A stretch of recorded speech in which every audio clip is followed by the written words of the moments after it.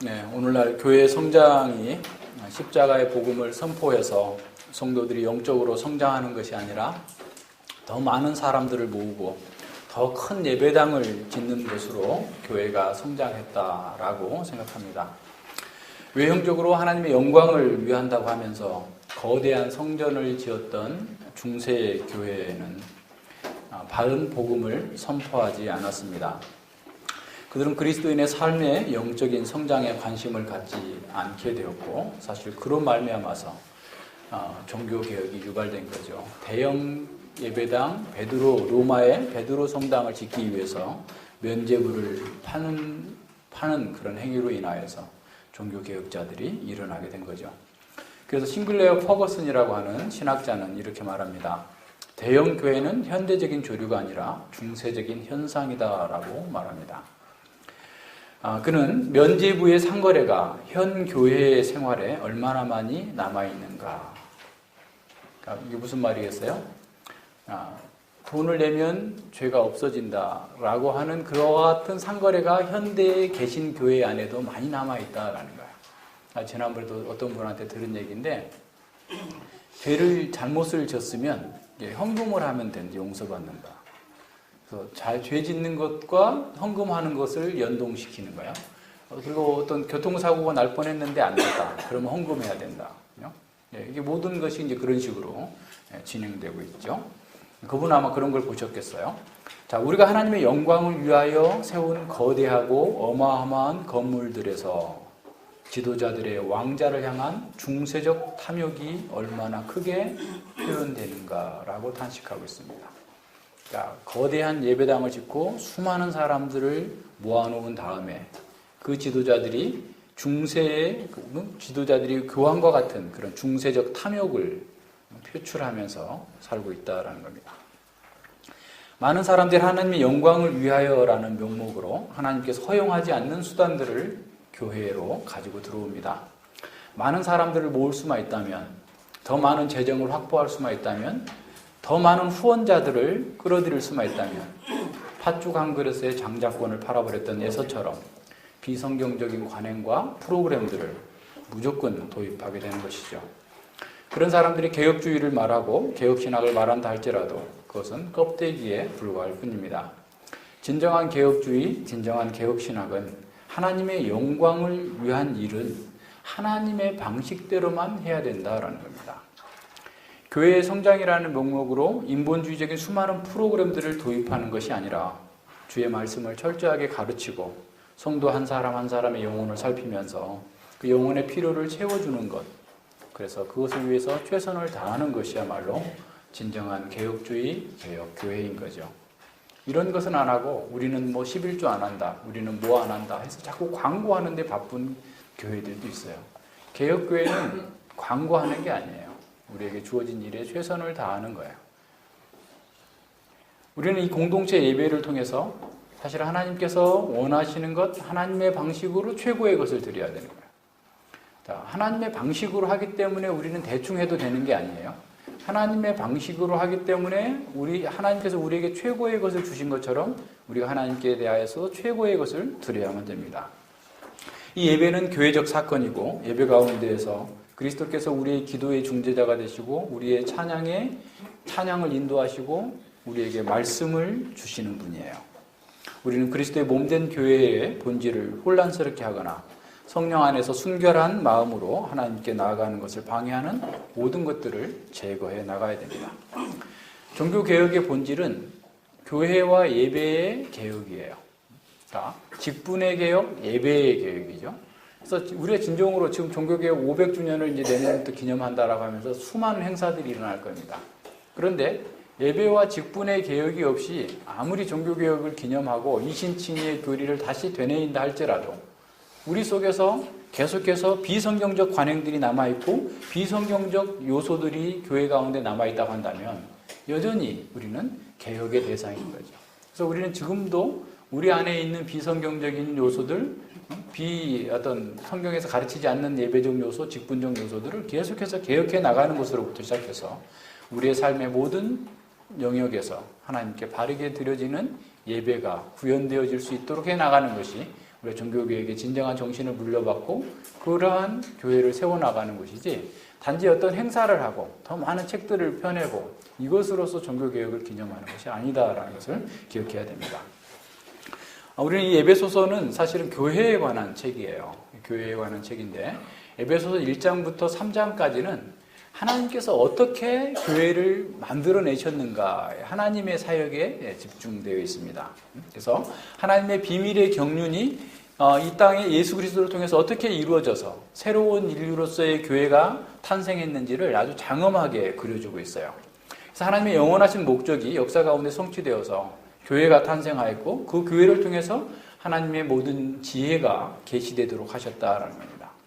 그래서 죄인들을 위해서 죽으시고 부활하신 예수 그리스도를 통해서 하나님께서는 완전히 새로운 인류, 최고의 걸작품으로서의 인류를 만들어내신 겁니다. 그래서 하나님께서 이루신 이 새 창조는 단지 개인의 생명과 개인의 어떤 구원의 문제로서 한정된 것이 아니라 새로운 사회, 새로운 인류를 만들어내시는 하나님의 새 창조의 과정으로서 교회가 탄생했다라는 사실을 보여줍니다. 그래서 1장부터 3장까지는 인간이 하나님께로부터 죄로 인해 죽어 있어서 소외되었다가 그리고 또 인간들 사이에서도 계속해서 소외된 상황 속에서 어떻게 하나님과 화목을 이루고 사람들과의 막힌 모든 담과 분열이 극복되고 화목되어져서 온전하게 하나 되는 것을 이렇게 보여주는 거예요. 그러니까 하나님께서 창세 전에 계획하셨던 새로운 인류, 새로운 하나님의 백성들이 어떻게 이루어져 갈 것인가에 대해서 아주 장엄한 그림을 보여주고 있어요. 그런 다음에 4장부터 6장까지에서는 바로 이러한 새로운 인류가 어떤 삶의 원리를 가지고 살아가는가, 이러한 새로운 인류, 새로운 하나님의 백성들은 어떤 도덕적 기준을 가지고 어떻게 살아가는가를 보여주고 있는 겁니다. 그래서 그리스도 안에서 거룩하게 된 새로운 사람들이 어떤 삶인가, 실제적으로 어떤 삶을 살고 있는가를 보여주고 있는 거죠. 그래서 1장부터 3장까지에서는 하나님께서 직설법으로 하나님께서 하셨던 일에 대하여서 우리에게 말씀해 주고 있다고 한다면 4장부터 6장까지는 명령법으로 너희가 이런 사람이 되었으니 이렇게 살라라는 말씀으로 주어지고 있습니다.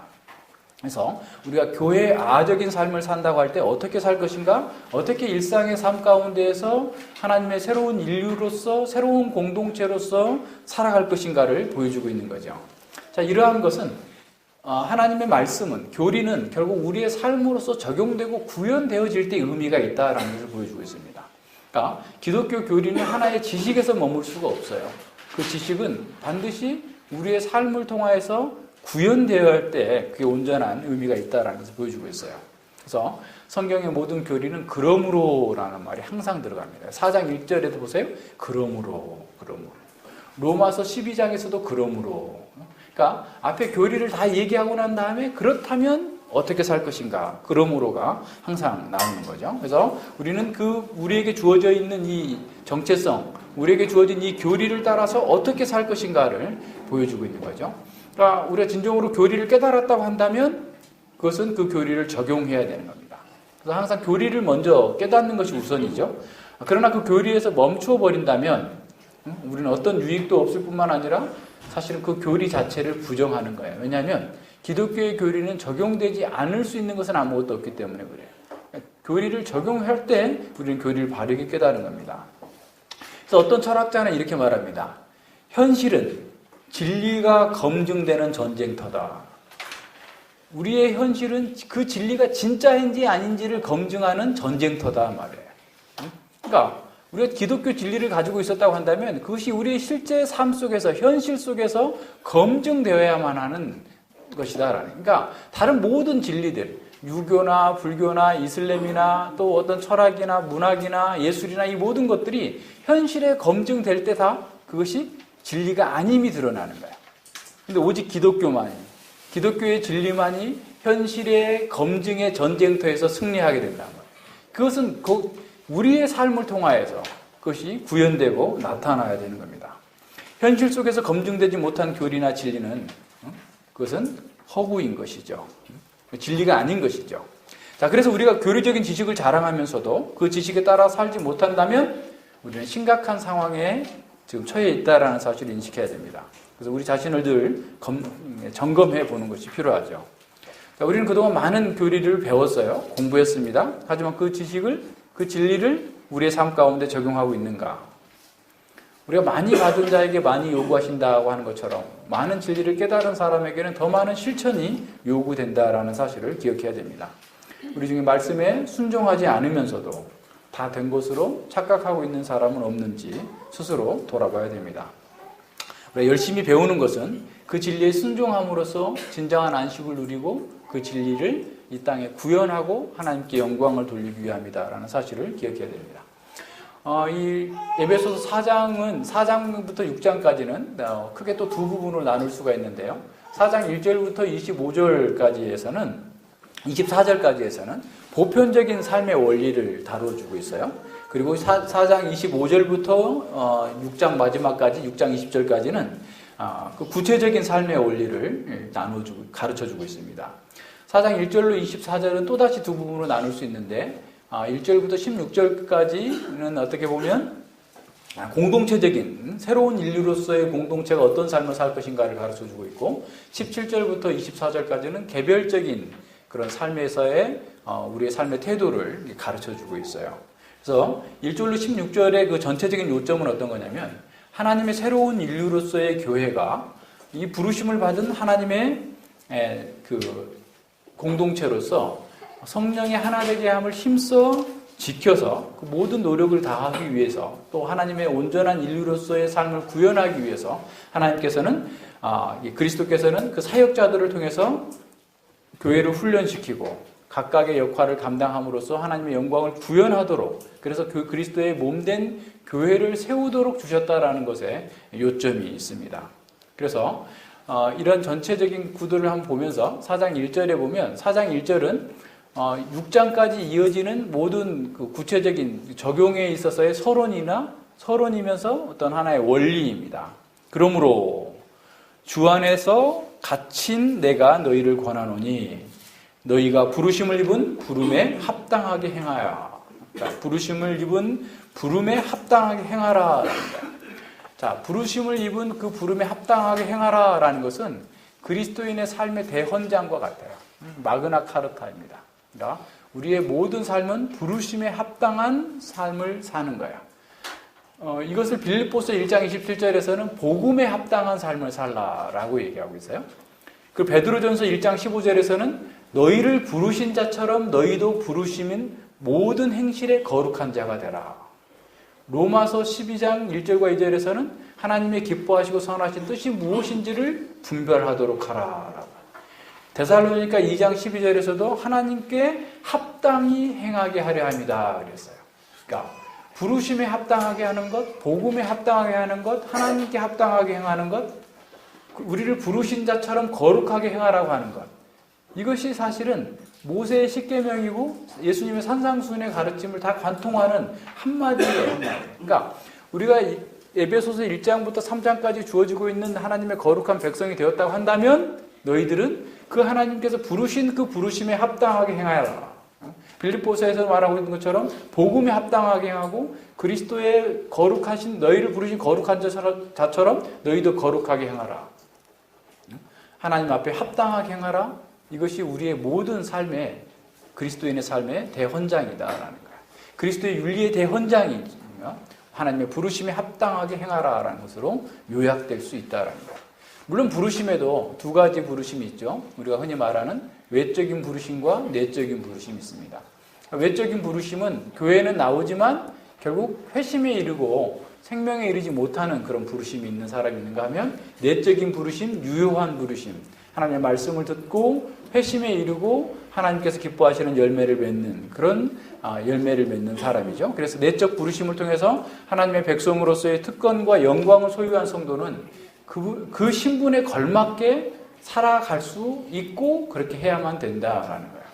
자, 그렇다면 성도가 부르심을 받은 그 부르심에 합당하게 행하는 것은 필수적인 것이죠.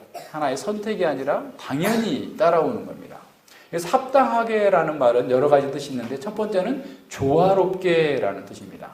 그러니까 교리와 실천의 조화, 삶과 신분의 조화. 이 조화로운 삶을 사는 거죠. 꽃이 아름답다라고 느끼는 것은 그 꽃의 색깔이나 꽃의 향기 때문이 아니라 꽃잎이 가지고 있는 완벽한 조화 때문이다라는 것이 과학적으로 밝혀졌어요. 조화로운 삶이 진정으로 아름다운 겁니다. 완벽한 조화를 이룬 거야. 자, 이 합당하다라는 말은 또한 어울리다라는 말이에요. 어울리다. 자신의 신분과 정체성에 맞는 삶, 자연스러운 삶, 그죠? 이런 삶을 의미하고 있는 거죠. 우리가 옷을 입는 때 보세요. 옷이 편하다고 다 입으면 편한 옷만 찾는다면 편한 것에 옷의 기준이 있다고 하면 어떻게 되겠어요? 계절하고도 안 맞는 옷, 색깔도 안 맞는 옷, 나이하고도 안 맞는 옷, 등등에 맞지 않는 것들이 있겠죠. 그러니까 우리가 어울리다라는 것은 하나님의 자녀로서 하나님의 정체성에 맞게 모든 것들을 잘 행하는 것을 얘기하고 있는 거죠. 그래서 자유롭고 거룩하고 자연스럽게 행하는 그런 삶을 사는 것이 여기서 합당하게 행한다, 조화롭게 행한다, 어울리게 행한다라는 겁니다. 자, 우리는 거룩한 무리라고 하는 성도라고 하는 엄청난 특권과 영광을 소유한 사람들입니다. 그렇다면 거기에 걸맞게 자연스럽고 조화로운 삶을 살아야 되죠. 우리 자신의 신분을 바르게 이해했다고 한다면 우리는 그 신분에 합당한 삶을 살고자 해야 되는 것이죠. 자, 우리가 어디로부터 또 어디로 부르심을 입었는지 한번 생각해 봅시다. 우리는 죄와 사단과 흑암의 권세로부터 정말 의와 사랑과 하나님의 자녀의 권세에 있는 자리로 부르심을 입었어요. 하나님의 나라로 부르심을 얻었어요. 사망과 저주에서 생명과 축복의 자리로 부르심을 입었습니다. 죄와 분열로부터 거룩함과 일치로 부르심을 입었어요.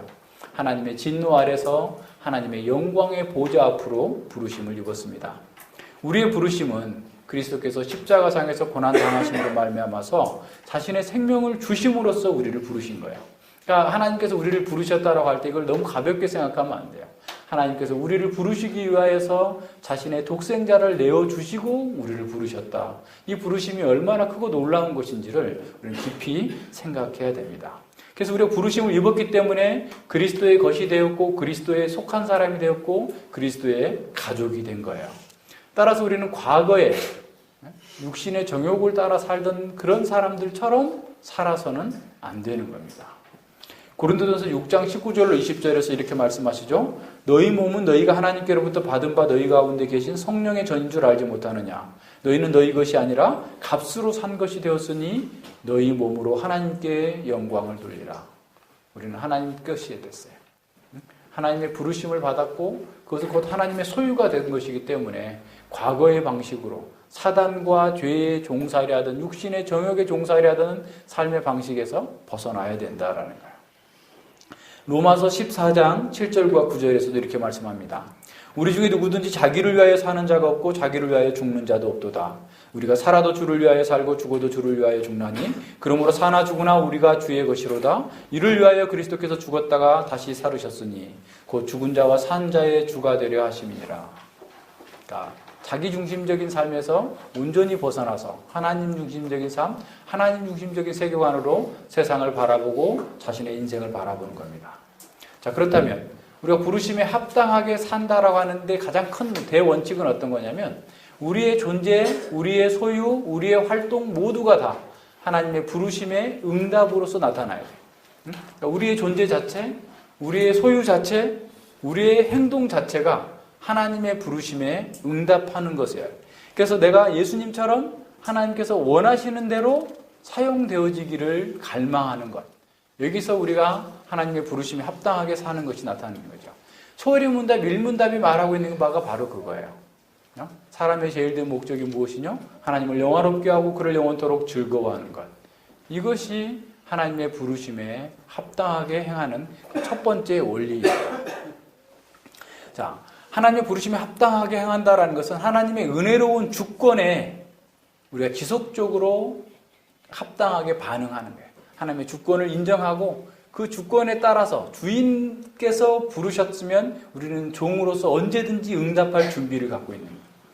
시편 131편에서 그 여종의 주인의 손을 상전의 손을 바람같이 내가 주의 목소리를 바라고 그 뜻을 행하기를 바라는 사람처럼 늘 주님의 부르심에 언제든지 응답할 준비를 하고 주님께서 쓰시겠다고 하는 자리에 내가 먼저 달려가서 쓰임받고자 하는 그런 마음의 상태로 있는 것, 이것이 하나님의 부르심에 합당하게 행하는 거예요. 자, 그렇기 때문에 하나님께서 우리를 부르시는 것은 엄청난 특권이면서 동시에 우리에게 책임이 요구되고 있어요. 그 부르심에 응답해야 될 책임이 요구된다라는 겁니다. 자, 이 바울 사도는 하나님의 백성 공동체가 이렇게 부르심을 받아서 합당하게 생활하는 구체적인 지침으로서 2절과 3절을 우리에게 말씀해 주고 있어요. 모든 겸손과 온유로 하고 오래 참음으로 사랑 가운데서 서로 용납하고 평안에 매는 줄로 성령의 하나 되게 하신 것을 힘써 지키라.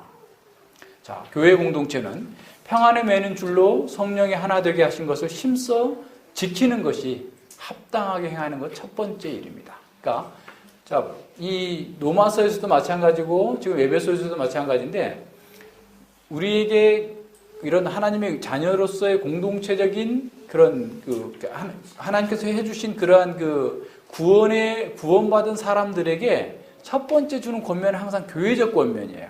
공동체적인 권면입니다. 첫 번째 여기서도 마찬가지예요. 공동체 가운데에서 모든 겸손과 온유로 하고 오래 참음으로 사랑 가운데 서로 용납하고 평안에 매는 줄로 성령이 하나 되게 하신 것을 힘써 지키라라는 거예요. 성령이 하나 되게 하신 것, 이것의 문자적인 번역은 성령의 하나됨입니다.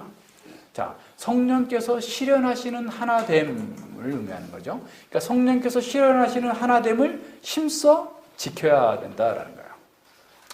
자, 이 역사의 목적은 사실은 예수님 안에서 모든 것이 하나가 되도록 한 거예요. 그러니까 역사는 예수님 안에서 모든 것이 하나가 되도록 역사가 진행되고 있어요. 에베소서 1장 10절을 한번 보세요. 에베소서 1장 10절에 보면 하늘에 있는 것이나 땅에 있는 것이 다 그리스도 안에서 통일되게 하려 하심이라 그랬어요. 자, 하늘에 있는 것, 땅에 있는 것, 하늘에 있는 영적인 모든 세계들, 땅에 있는 모든 것들이 그리스도 안에서 통일되게 한다. 그리스도 안에서 그리스도께 굴복하고 그리스도의 통치를 받도록 하는 것이 역사의 목적입니다. 그러니까 역사는 하나님께서 그리스도를 통하여서 죄와 분열과 갈등 속에서 멸망해가고 있는 이 인류를 구원하셔서 다시 하나님의 통치 가운데로 돌아오고 그 통치 안에서 하나가 되도록 하는 것을 위하여서 진행되고 있어요. 역사의 결국은 그리스도의 통치 안에서 모든 것이 하나로 통합되는 것입니다. 자, 이를 위해서 하나님께서는 그리스도를 통해서 하나님과 인간의 화목을 이루셨고 인간과 인간들 사이에 있는 모든 막힌 담을 헐어내시고 유대인과 이방인 모든 사람들과의 갈등을 다 없애고 하나로 만들어 주신 거예요. 새로운 인류, 다시 말하면 교회를 창조하신 겁니다. 따라서 이 교회의 하나됨은 성부 하나님의 영원한 경륜을 따라서 예수 그리스도의 십자가를 통해서 이루어진 영적이며 객관적인 사실입니다. 교회의 하나됨은 교회의 탄생과 함께 교회의 본질 속에 들어있어요. 교회의 본질, 교회의 속성, 거룩성, 통일성, 보편성이죠. 그 통일성이 교회의 하나됨이에요. 그러니까 교회의 본질 속에 교회의 통일성이 있어요. 그러니까 교회가 처음부터 통일성이 있는 하나님과 한 하나님, 한 그리스도, 한 성령님 안에 있는 보장된 통일성입니다. 그래서 교회가 하나로 연합되는 것은 교회의 본질적인 속성 내에 담겨져 있습니다. 그래서 바울은 우리에게 연합해라 또는 뭐 하나가 되라라고 촉구하지 않고 또는 하나됨을 회복하라라고 말씀하시지도 않고 어떻게 하냐면 성령의 하나됨을 힘써 지키라. 다시 말하면 이미 하나 됐으니까 그것을 힘써서 지켜나가야 된다라는 거예요. 그러니까 새롭게 하나됨을 만들어라, 창출하라, 회복하라는 게 아니라 이미 너희는 하나다. 그런데 그 하나를 힘써 지켜나가라라는 거예요. 여기서 지키다라는 말은 헬라어로 테레오라는 그런 의미인데 이미 소유하고 있는 것을 잃어버리지 않도록 또는 파괴되지 않도록 지키는 것을 의미해요. 그러니까 하나됨이 이미 우리에게 소유되어 있어요. 그래서 이것을 잃어버리지 않도록 파괴되지 않도록 지켜라라는 거예요. 힘써서 온 힘을 다해서 하라는 거예요. 자, 이런 성령의 하나됨은 사람들이 창출해낼 수 없습니다. 이미 복음 안에서 성령님께서 하나님께서 우리에게 주신 거예요. 교회의 본질 속에 포함된 겁니다. 따라서 성도들은 이 성령의 하나됨을 상실하지 않도록 잃어버리지 않도록 최선을 다해서 지키고 보존해야 됩니다. 성령이 하나 되면 이미 주어진 선물이지만 동시에 성도들이 이 모든 노력을 통해서 그걸 더욱더 실제적으로 하나 되도록 구현해야 되는 작업이 우리에게 남아있는 겁니다. 그래서 성령의 하나됨, 바로 연합은 생명적인 연합이에요. 기계적인 연합이 아닙니다. 그러니까 어떤 물건을 다 쌓아놓으면 그 물건은 그냥 다 각각의 분리된 채로 있어요. 그렇지만 성령님께서 거듭나게 하시고 거듭난 성도들이 함께 모여있는 것은 사실은 성령 안에서 새로운 생명의 줄로 연결되어 있는 거예요. 우리의 몸의 모든 지체가 혈관과 뼈와 어떤 신경들로 아주 세밀하게 연결되어 있는 것처럼 우리는 성령님 안에서 온전하게 연합되어져서 생명 활동을 할 수 있도록 만들어진 겁니다. 새로운 연합이에요. 그러니까 세상에서는 이런 연합을 볼 수가 없습니다. 같은 정당에서 같은 목표를 가지고 정권 획득을 위해서 싸우지만 맨날 그 속에서도 뭐 주류가 있고 비주류가 있고 뭐 사람 중심으로 모이고 맨날 그렇게 하다가 또 수틀리면 또 탈당하고 맨날 이렇게 하는 거죠. 그러니까 세상에서는 그런 연합이 있을 수가 없어요. 사람도 마찬가지입니다. 그러니까 거듭난 사람들 속에서 성령께서 이루시는 생명의 연합, 온전한 그런 유기적인 연합은 이루어질 수 있는 겁니다. 이런 연합은 자기 이익을 위해서 이렇게 추구하는 그런 세상의 연합과 달리 전체 몸의 이익을 위한 연합이에요. 이게 중요합니다. 그러니까 세상의 연합은 자기 이익에 따라서 언제든지 바뀔 수 있어요. 그죠? 정당도 바뀌고. 그래서 세상 사람들이 뭐라고 말하죠? 영원한 적도 없고 영원한 친구도 없다. 언제든지 자기 이익에 따라서 바뀌는 거예요.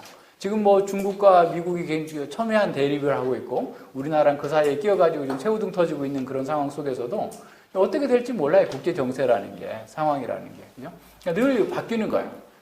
그러니까 이런 상황 속에서 우리는 정말 진정한 연합, 자기 이익이 아니라 하나님께서 우리 안에 두신 그 생명적 연합 속에서 전체의 유익을 위하며 하나님의 영광을 위한 그러한 연합으로 움직여가고 있는 거예요.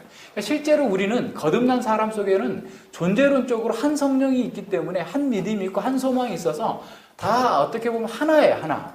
그런데 실제적으로 그 하나가 됨을 힘써 지키고 드러내라라는 거예요.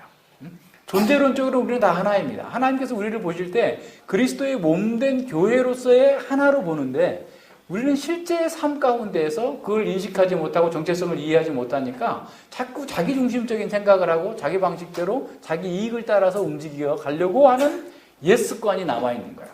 그래서 그렇게 하지 말고 성령께서 함께 하시는 대로 유기적인 연합 가운데서 온전히 하나가 이루라는 거예요. 그것이 우리가 첫 번째로 하나님의 부르심에 합당하게 행하는 첫 번째 일이다라는 겁니다.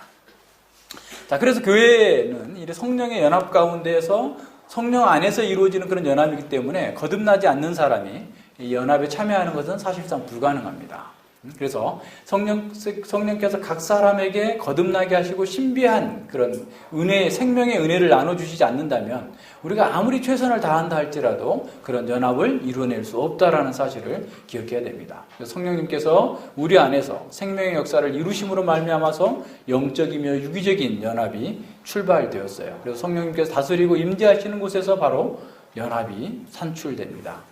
자, 여기 앞서도 얘기했지만 성령님께서는 무한하시고 전능하신 하나님이심에도 불구하고 우리에게 생명을 낳고 연합을 이루시는 수단을 사용하시는데 그것이 바로 하나님의 말씀이에요.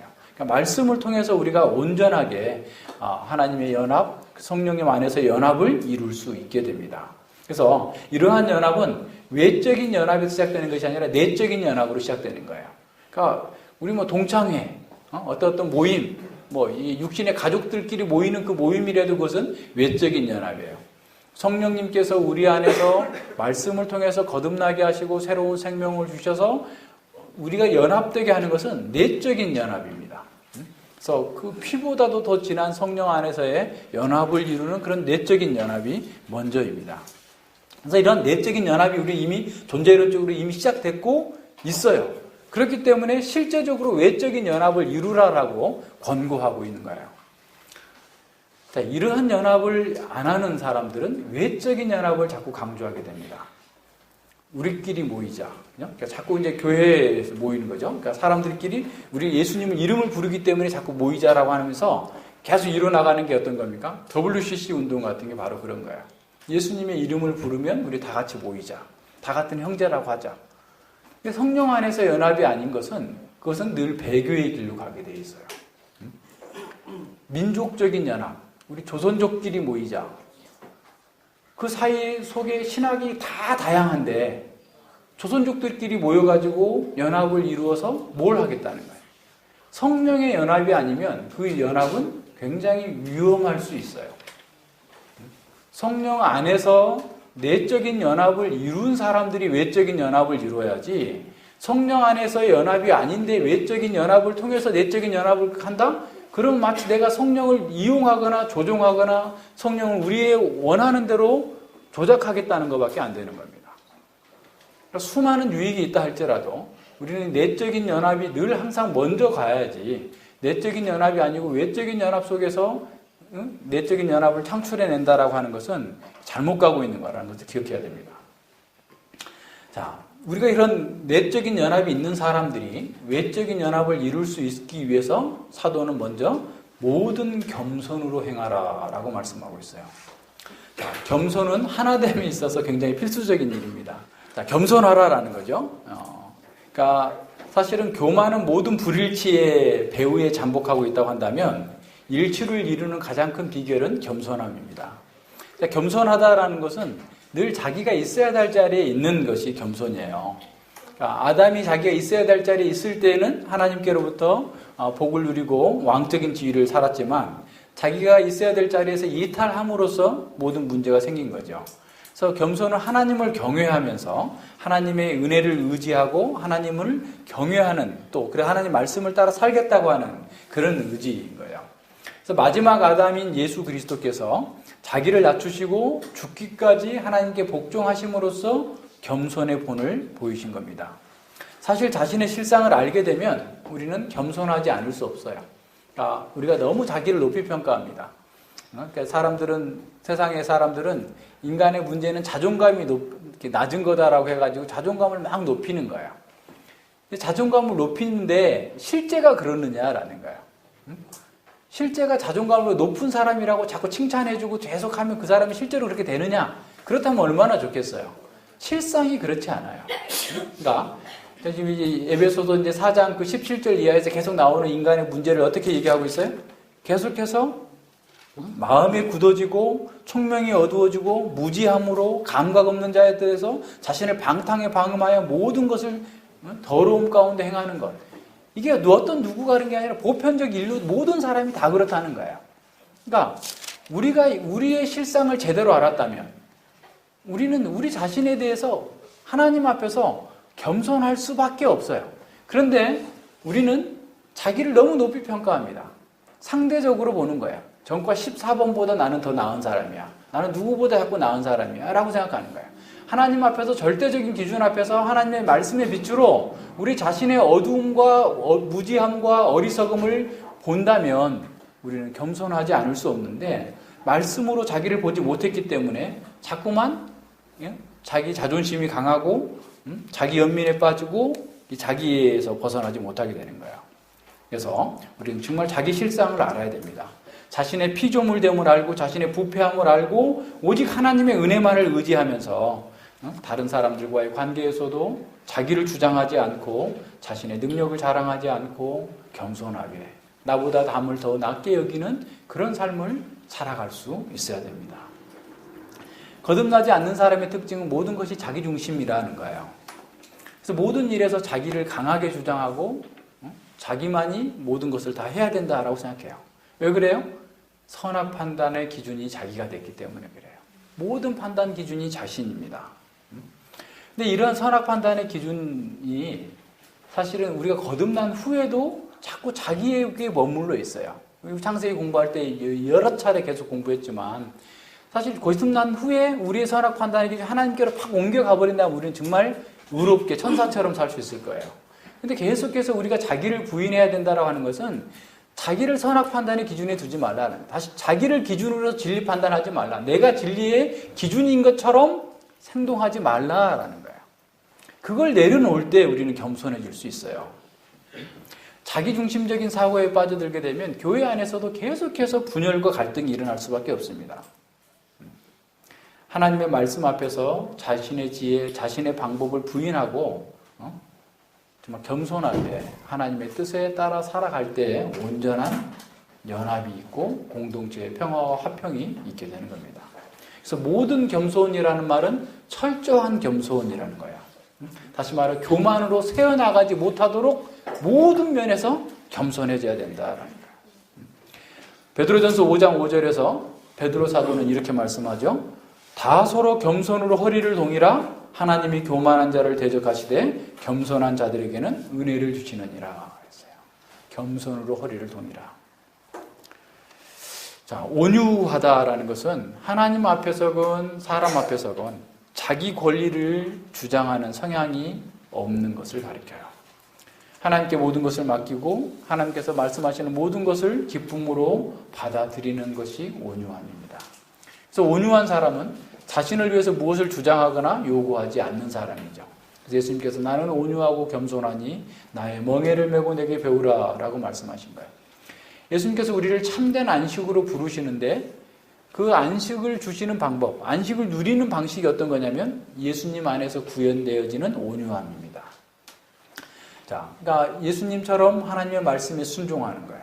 하나님의 말씀을 다 아멘으로 받아들이는 거예요. 그런 사람은 세상의 영광을 구하지 않습니다. 누가 자기보다 크든지 누가 자기보다 더 높은 자리에 있든지 개의치 않는 사람이에요. 세상의 영광의 헛됨을 알기 때문에 그렇습니다. 또한 다른 사람과 비교해서 열등감 때문에 고통당하거나 비굴해하지 않는 사람이에요. 온유한 사람이에요. 다른 사람이 자신을 모함한다 할지라도 그것 때문에 상처받지 않을 수 있는 사람, 이게 온유한 사람입니다. 하나님과 다른 사람이 자신에게 잘해주는 것이 오히려 과분하다고 느끼는 사람, 이런 사람이 온유한 사람이죠. 그런 사람의 마음은 항상 부드럽고 상냥합니다. 무엇보다도 온유한 사람은 늘 배우려고 하는 자세가 있어요. 배울 준비가 되어 있는 사람입니다. 하나님의 말씀에 아멘으로 응답하는 사람, 이 사람이 온유한 사람입니다. 자, 그렇다면 모든 겸손과 온유로 하라라는 말씀은 어떤 상황에서든지 언제나 겸손하고 온유하게 말씀에 합당하게 행하라라는 의미겠죠. 자, 우리가 그렇게 겸손하고 온유함 가운데 행하게 된다면 우리를 통해서 하나님의 선한 열매가 풍성하게 드러날 것입니다. 그것을 통해서 교회는 온전한 연합, 하나됨을 이룰 수 있게 되는 거죠. 그 다음에 오래 참음을 하라고 하죠. 오래 참음으로. 오래 참는다, 오래 견디는 것이죠. 화가 나는 상황에서도, 분노가 치밀러 오르는 그런 상황 속에서도 오랫동안 자제할 수 있는 능력입니다. 다른 사람의 약점을 참아주고 기다려주고 포용해 줄 수 있는 사람. 다른 사람의 잘못에 대해서 분노하고 곧바로 보복하려고 하는 것이 아니라 그것을 참아 견디는 거죠. 사실 오래 참음은 하나님의 성품입니다. 하나님께서 우리를 얼마나 오래 참으셨습니까? 우리 중 어느 누구도 하나님처럼 오래 참을 수 있는 사람은 없을 거예요.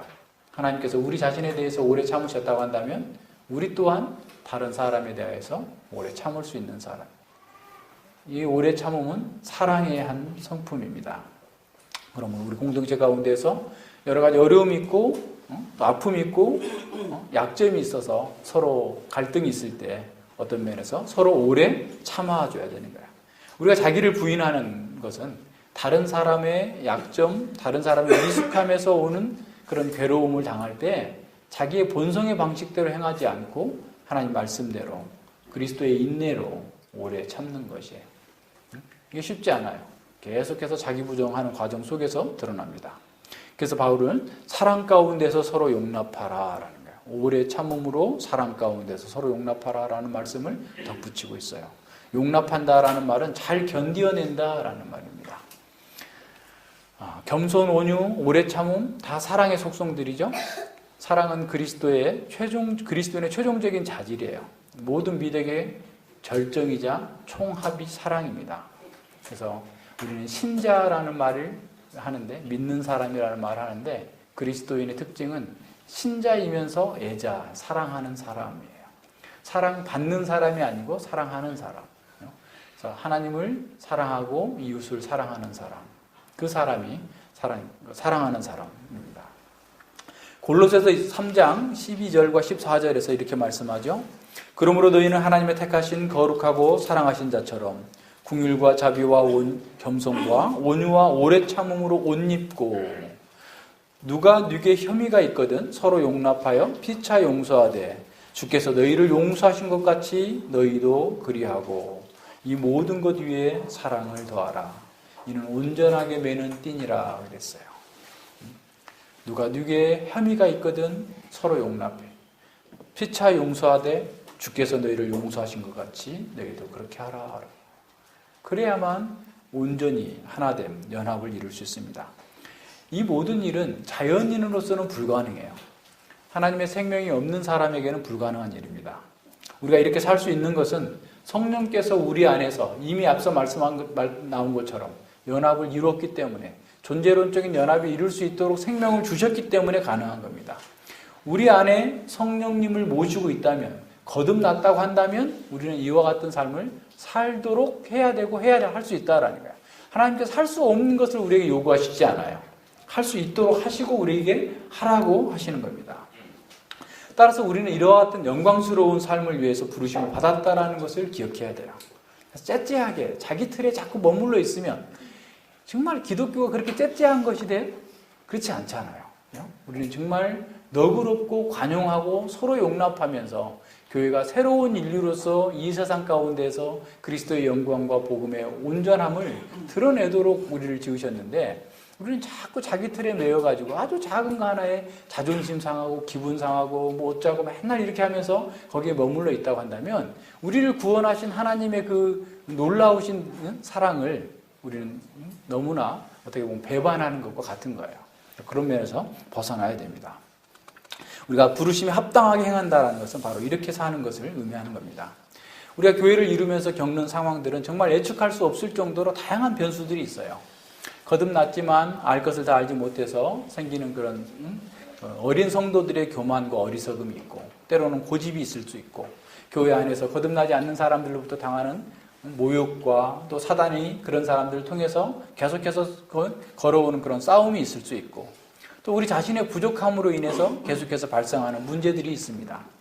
이럴 때 우리는 영적인 분별력을 가지고 예수님처럼 대처해야 돼요. 나는 저 사람 보기 싫어서 교회 못 나오겠어. 난 저 사람 왜 저래? 나는 저 사람 저렇게 하는 거 이해할 수가 없어. 내가 더 많이 헌신하고 내가 더 많이 하는데 왜 사람들은 나를 알아주지 않고 저 사람을 알아주는 거야? 뭐 등등의 수많은 인간적인 그런 생각들, 자기중심적인 생각들을 우리는 벗어나야 돼요. 자, 그럴 때 우리는 늘 모든 겸손과 온유로 오래 참음과 사랑 가운데서 서로 용납하라라고 하는 이 말씀, 평안에 매는 줄로 성령의 하나 되게 하신 걸 힘써 지키라는 그 말씀에 순종하는 것으로서 우리의 의지를 굴복시켜야 됩니다. 하나님 말씀대로 해야 되는 거예요. 예수님께서 그렇게 하셨던 것처럼 우리도 그렇게 해야 됩니다. 자기 주장, 자기 연민에 휩싸이면 그리스도 안에 있는 진정한 삶을 살 수 없어요. 서로 오래 참고 서로 사랑으로 용납해 줄 수 있을 때 교회의 하나됨은 더 강화되고 보존될 수 있습니다. 성령으로 하나됨을 지키고 유지하는 수단은 평안에 매는 줄이다라고 말씀합니다. 평안은 하나님과 평화를 이룬 사람이 이 공동체 안에서 서로 간에 이루는 평화와 화목한 상태를 얘기하고 있는 거죠.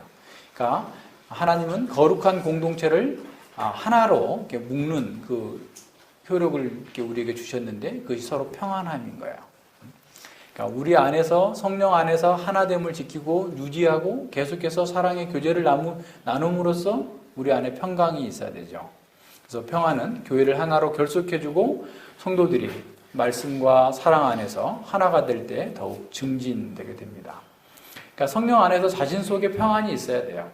그러니까 자기가 평안이 없으면 다른 모든 사람들이 다 의미가 없어요. 자기 속에 평안이 있어야 돼요. 그러니까 내가 평안이 있고 내가 평안이 넘치고 내가 정말 기쁨이 있어야 까칠한 사람도 받아주고 그 사람이 항상 까칠한 것만 아니잖아. 어쩌다가 그럴 수도 있고 여러 가지 문제들이 있을 때 내가 그걸 이렇게 능히 이겨낼 수 있는 힘이 있는 거야. 근데 내 안에 평안이 없으니까 그냥 아주 사소한 것에서도 그냥 분노하고 이렇게 다툼과 갈등으로 이어지게 되는 거죠. 그러니까 그리스도 안에 있는 평강과 평화가 우리를 주장할 수 있도록 그래서 그 평화가 함께 이렇게 메어질 수 있도록 해야 됩니다. 그래서 하나님께서 우리에게 이것을 명령하시는 것은 우리가 거듭났다 할지라도 그냥 자동적으로 온전하게 되지 않았다라는 것을 보여주고 있어요. 근데 우리는 너무나 자주 이걸 망각합니다. 내가 거듭났으면 나는 이제 다 됐다라고 생각하는 거예요. 천사처럼 온전하게 행할 수 있을 거다라고 생각해요. 그렇지만 실제 살아보면 내가 그렇지 못한 것이 드러나죠. 그러면 또 이제 반대로 어떻게 되죠? 깊은 영적인 침체에 빠지게 돼가지고 나는 거듭나지 못한 사람 아닌가? 그러면서 또 두려워하고 불안해하고 걱정하고 뭐 이런 자리로 떨어져 나가는 거죠. 그렇게 가면 안 되는 거죠. 영적인 치매에 걸린 사람처럼 하나님 말씀을 전혀 들어본 적이 없는 사람처럼 행동하게 되는 거죠. 그러면서도 그런 사람일수록 다른 사람에게는 또 완벽하게 행하라고 그래요. 왜 넌 천사처럼 하지 않아? 너는 왜 성도답게 행동하지 않아? 그래서 자기는 못하면서 다른 사람에게는 그렇게 막 요구하면서 화를 내고 분노하는 거죠. 그렇게 되면 안 됩니다. 우리는 자신에게는 한없이 엄격하고 다른 사람에게는 한없이 관용하자라고 하는 것이 우리의 모토가 되어야 돼요. 자신에게 엄격하고 칼끝은 항상 자기를 겨누고 칼 등만 상대방에게 겨눌 수 있는 사람, 그런 사람으로서 있어야 우리가 온전하게 하나를 이룰 수 있습니다. 모든 면에서 그래요. 그래서 우리 모두가 교회 안에서, 성령 안에서 정말 우리 모든 교회인 성도들 하나하나가 온전하게 하나됨을 힘써 보존하기 위해서 노력해야 됩니다. 우리는 먼저 말씀으로 자기 자신을 살피고 말씀으로 서로를 격려하고 위로하면서 하나됨을 보존하고 증진시켜 나가야 됩니다. 또한 우리는 우리 자신의 잘못을 저지를 수 있는 것처럼 우리 형제 자매들도 잘못을 저지를 수 있다는 것을 인정해야 돼요. 그래서 그들이 잘못을 저질렀을 때 화내고 또 견딜 수 없어 하고 막 또 그냥 속에서 갈등하고 이렇게 하지 말고 이것은 자기 중심적인 생각, 육신의 감정에 사로잡힌 거다라고 하면서 그런 자존심, 육신의 정욕 이런 것에 굴복하면 안 됩니다. 힘써 지키라라는 말씀은 우리가 수동적으로 우리의 자신의 어떤 감정을 억제할 뿐만 아니라 더 능동적으로 모든 겸손과 온유, 오래 참음과 사랑으로 서로 용납하라는 것을 역동적으로 행하라라는 것을 의미하고 있어요. 자, 구원받은 우리의 존재의 가치는 그리스도의 전체의 부분으로서 참된 가치를 갖습니다. 따라서 우리의 삶은 그리스도의 몸된 교회로서 정당한 활동을 할 때 참된 의미가 있고 진정한 만족과 기쁨을 누리게 되어 있어요. 구원의 복은 그저 한 사람, 자기 한 사람의 개인적 가치를 위해서 거기 그 자체의 어떤 그 의미를 크게 부여하는 것이 아니라 교회의 한 지체로서 전체의 가치를 나타내기 위해서 주어졌다라는 것을 기억해야 됩니다. 그러니까 구원받았으면 그냥 나 혼자 유아독존하고 혼자 잘 먹고 잘 사는 것이 아니라 그리스도의 몸된 교회의 지체로서 자기에게 주어진 그 역할을 잘 감당할 때 진정한 의미가 있다는 거예요. 그래서 따라서 교회의 지체로서 자신의 가치가 확인되지 않는다면 자신의 존재의 의미가 드러나지 않는다라는 것을 명심해야 되는 거예요. 교회의 지체로서의 교회의 지체로서 교회 전체의 유익을 위해서 내가 어떤 활동도 하지 않는다면 그것은 자신이 정말 교회에 붙어 있는 존재인지를 점검해 봐야 될 정도로 심각한 일이다라는 거예요. 자, 공동체의 통일성을 이루는 삶을 통해서 우리는 하나님께서 새롭게 창조하신 새 인류의 표상을 구현해야 됩니다. 이렇게 교회가 통일성을 이루어야 하는 근거를 4절과 6절에서 이렇게 말씀하고 있어요. 몸이 하나이요 성령이 하나이니 이와 같이 너희가 부르심의 한 소망 안에서 부르심을 입었느니라. 주도 하나이요 믿음도 하나이요 세례도 하나이요 하나님도 하나이시니 곧 만유의 아버지시라 만유 가운데 계시도다. 자, 몸이 하나요 성령이 하나요 부르심의 소망도 하나요 주님도 하나요 믿음도 하나요 세례도 하나이고 하나님도 한 하나님이기 때문에 교회의 통일성은 하나님의 신성의 완전함을 이 땅에 구현하는 겁니다. 성부와 성자와 성령 하나님의 관계에 있는 그 통일성, 삼위일체로 존재하시는 하나님의 영광을 지상에 있는 이 교회가 반영하는 것이 바로 교회의 하나됨, 교회의 통일성입니다. 따라서 교회의 하나됨은 하나님 자신의 하나됨과 마찬가지로 파괴될 수 없고 나뉠 수도 없다는 것을 기억해야 됩니다. 세상의 모든 문제는 모두 인간 중심, 자기를 중심으로 선악을 판단하는 것에서 시작되는 거예요. 그런 세상은 자기 중심주의에 매몰되어서 분열과 다툼이 끊이지 않습니다. 만약 우리가 교회를 바라볼 때에도 자기 중심적으로 바라본다면 분열과 갈등을 겪게 될 것입니다. 우리는 자기 중심적인 생각에서 벗어나서 하나님의 새로운 창조의 걸작품으로서 교회를 바라봐야 됩니다. 교회는 종말에 이루어질 그리스도 안에서의 만유의 통일을 미리 보게 해주는 공동체로 이 땅에 존재하는 거야. 그러니까 종말에 예수님이 다시 오셨을 때 이 세상의 모든 것들이 예수 그리스도의 통치에, 하나님의 통치에 굴복해서 하나가 될 것을 교회는 지금 여기에서 미리 보여주고 있는 거야. 그러니까 우리 모두가 다 그리스도의 통치에 참여하고 다스림을 받고 그 다스림을 구현하는 것을 통해서 종말에 있게 될 그리스도의 통치, 하나님의 통치가 어떠할 것인지를 우리는 미리 이 세상 가운데에서 보여주는 역할을 하는 겁니다. 따라서 우리는 한 부르심, 한 믿음, 한 소망 안에서 교회적 행보를 해나가야 됩니다. 이때 우리는 각자의 부르심과 은사에 따라서 자신에게 주어진 위치에서 서로를 섬겨 나가야 됩니다. 우리는 그리스도의 신령한 몸의 지체로서 신령한 몸의 속성과 본질을 잘 드러내야만 합니다. 우리 각자가 아무리 훌륭하고 견고한 사람이라 할지라도 전체의 몸에 적합하지 않게 행동한다면 오히려 몸 전체에 해를 끼칠 수 있음을 기억해야만 합니다. 비유하자면 아주 강하고 아름다운 나사못을 하나 만들었다고 칩시다. 그런데 그 나사못이 그 기계의 부품의 사이즈에 맞지 않는다면 사용할 수 없죠. 아무짝에 쓸모없는 것이 되잖아요.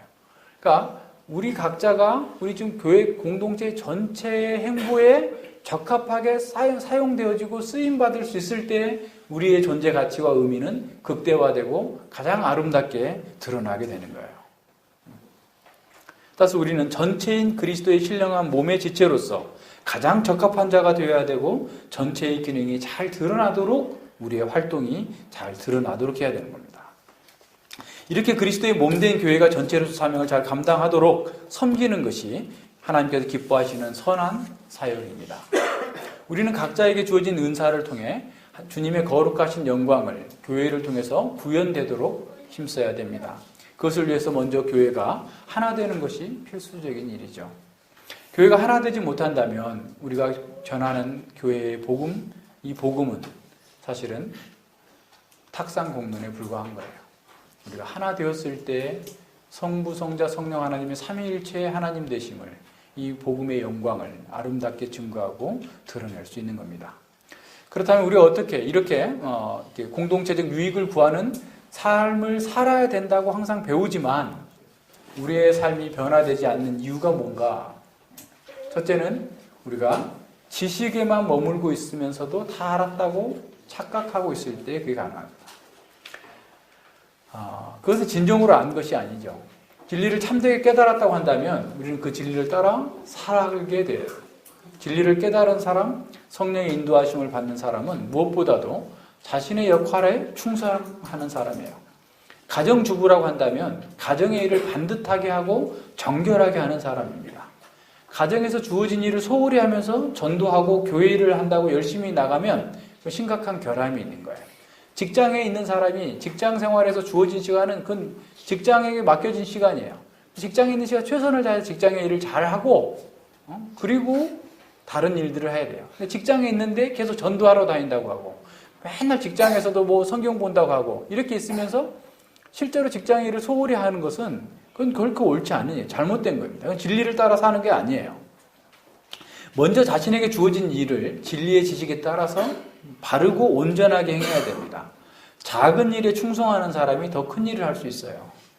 작은 일, 자기에게 주어져 있는 그 일을 열심히 하는 겁니다. 그게 드러나지 않을 수 있어요. 밖에 나가서 돈 버는 것은 막 드러나지만 집에서 가정 돌보고 자녀들 키우고 청소하고 이런 건 잘 드러나지 않을 수 있어요. 그러나 그것들을 먼저 제대로 해야 하는 거야. 그래야만 다른 일들에 대해서도 하나님께 칭찬하시는 거예요. 또한 만약에 우리가 주님의 사랑을 알았다고 한다면 그 주님이 사랑이라는 것을 알았다면, 그 진리를 알았다면 우리는 죄를 미워하는 것으로 드러납니다. 주님의 임재를 깨닫고서도 죄와 함께 거하는 것은 있을 수 없기 때문에 그렇습니다. 그래서 시편 기자는 이렇게 말합니다. 시편 139편 21절과 22절에서 여호와여 내가 주를 미워하는 자를 미워하지 아니하오며 주를 치러 일어나는 자를 한하지 아니하나이까. 내가 저희를 심히 미워하니 저희는 나의 원수니이다 라고 선언합니다. 하나님을 사랑하는 사람은 하나님의 원수를 미워하고 하나님께서 사랑하시는 자를 사랑합니다.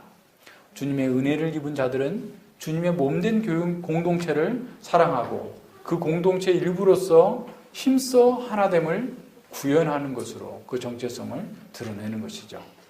둘째로 우리의 삶에서 변화되지 않는 이유는 기도하지 않기 때문에 그렇습니다.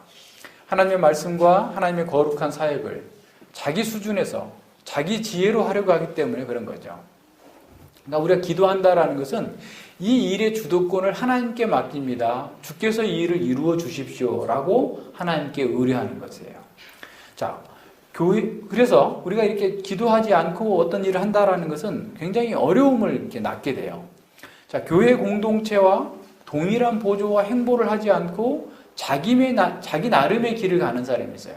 교회와 상관없이 전도하러 다니고, 교회와 상관없이 선교하러 다니고, 교회와 상관없이 신학교를 세우고 등등의 이런 일들이 일어납니다. 자, 그러나 교회와 행보를 달리하는 전도와 신학교 사역은 많은 오류를 내포하고 있어요. 자, 이게 왜 어려움이 되냐면 우리 자신의 힘과 우리의 자신의 열정으로 그 일을 하는 것에 몰입한 나머지 자기 점검을 하지 않게 됩니다. 그리고 기도하지 않게 돼요. 자기 힘으로 하기 때문에 그런 거예요. 그래서 기도회로 모여서도 기도하는 시간보다도 서로 막 교제하는 시간이 너무 많아. 명목은 기도회인데 기도회 시간의 90%는 교제만 하고 나머지 한 5분, 10분 이렇게 기도만 하면 안 돼요. 물론 교제하지 말라는 게 아니에요. 그러나 우리가 어떤 일에 문제를 갖고 있을 때 그 문제를 인간적인 방법이나 힘으로 그 문제를 풀려고 하는 것이 아니라 하나님께서 그 일을 주도하시고 하나님께서 그 일을 하시도록 우리 자신을 내어드리는 거예요. 하나님께 우리의 주도권을 맡기는 것이 기도하는 겁니다. 자기 지혜와 자기 방식으로 하지 않는 거예요. 사실 이번에도 어떤 분이 아주 긴급한 상황에서 이렇게 어떻든 하나님께 이렇게 만나게 하셨어요. 근데 그분의 상황을 보면 우리가 뭐라도 막 하고 싶은 마음이 있어요. 그러나 그렇게 하는 것이 지혜롭지 않다라는 거예요. 하나님께 기도하고 하나님의 말씀을 따라서 그분이 행보할 수 있도록 돕는 것이었죠. 당신이 그렇게 이루어진다 할 때 왜 그걸 이루어야 되는가? 그 문제의 본질, 당신의 삶의 목표가 어디에 있는지 점검하고 이 말씀을 따라서 행함으로 두려워하지 말고 그 문제를 풀어나가시라. 인간적인 도움이 그 사람에게 도움이 되는 게 아니라 독이 될 수 있어요. 우리에게도 마찬가지고. 그래서 우리는 늘 기도하는 가운데에서 하나님 앞에서 그 문제를 해결할 수 있도록 해나가야 됩니다. 자신의 영적인 실상을 명확하게 파악하고 사실은 그 자리에서 나와야 돼요. 자꾸 일어나야 됩니다. 자꾸 개혁해야 돼요. 우리의 삶에서 발생하는 대부분의 문제는 우리가 누구인가를 생각하지 못하고 행동하기 때문에 나타나는 거예요. 따라서 우리는 먼저 그리스도 안에서 새롭게 주어진 성도로서의 영광과 특권을 자신에게 상기시켜야 돼요. 내가 그렇게 머물러 있을 사람이 아니다. 이렇게 하는 것을 하나님께 기뻐하지 않는다라는 사실을 알고 자꾸 자기에게 자기 정체성을 설교해 줘야 되는 거예요. 그리고 그 특권에 합당하게 행할 수 있도록 기도하면서 적극적이고 능동적으로 하나됨을 실천하기 위해서 순종해 나가야 됩니다. 사람들은 더 큰 예배당, 더 많은 재정과 더 많은 숫자로 모이는 그런 더 많은 것들이, 세상적인 자원이 더 많은 것들이 교회의 성장이라고 생각합니다. 하지만 그러한 것들이 많아지면 많아질수록, 커지면 커질수록 복음의 영광과 한 영혼의 가치는 줄어들게 됩니다. 큰 예배당 속에 모여있는 사람들이 그 영혼이 얼마나 피폐한가를 여러분 한번 보십시오. 그런 진정으로 참된 영적인 공급과 도움을 받지 못하고 있기 때문에 이리저리 방황하다가 이단들의 먹잇감이 되고 있습니다. 사람은 누구나 이 세상의 특권과 힘을 구하면 구할수록 하나님의 영광의 길에서 멀어지게 됩니다. 많은 교회들이 놀라운 십자가를 노래하지만 십자가의 길을 구하지 않습니다. 십자가는 화려하게 장식하지만 십자가를 지도록 사람들에게 요구하지 않습니다. 우리의 성장은 주님의 음성을 더 민감하게 듣고 그 말씀에 열복하는 것에서 더 큰 진보를 이루는 것이어야 됩니다. 주님께서 기뻐하시는 일을 더욱 잘 분별해서 주님께서 이루시는 역사의 경륜에 기쁨과 감사함으로 동참하는 것이어야 됩니다.